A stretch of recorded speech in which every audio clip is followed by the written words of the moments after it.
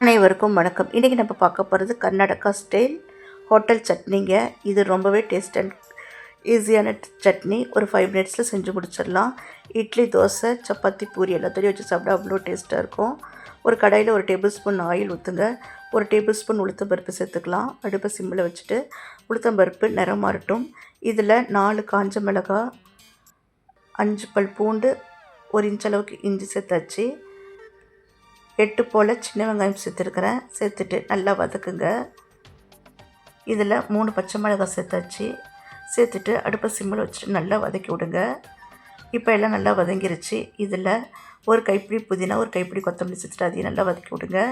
சின்ன கோழிக்கூட சைஸ் புளி நான் சேர்த்துருக்கிறேன். விருப்பப்பட்டா சேருங்க, இல்லை ஸ்கிப் பண்ணிக்கலாம். நல்லா வதக்கி விடுங்க. இது நல்லா வதங்கினதையும் 1/4 கப் தேங்காவை இதில் சேர்த்துடலாம்.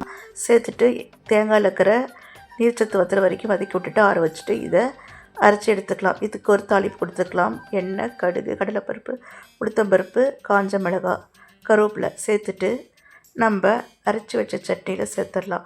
அவ்வளோதாங்க, சூப்பரான கர்நாடகா ஸ்டைல் கலக்கலான சட்னி தயார். வீடியோ பிடிச்சா லைக் பண்ணி, ஷேர் பண்ணி, சப்ஸ்கிரைப் பண்ணுங்கள். நன்றி, வணக்கம்.